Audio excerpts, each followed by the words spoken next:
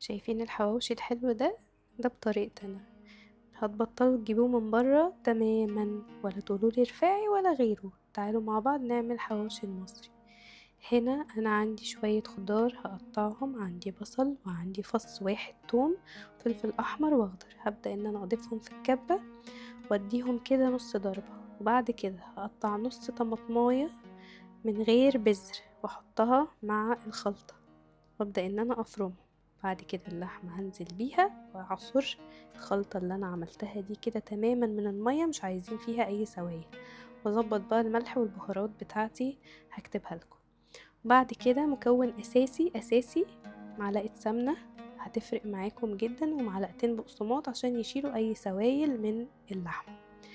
بعد كده دي خطوة أساسية، تدخني اللحمة وهي نية. دخنوا اللحمة الأول وهي نية، والله هتحسوا بفرق كأنكم بتاكلوه من الشارع بالظبط.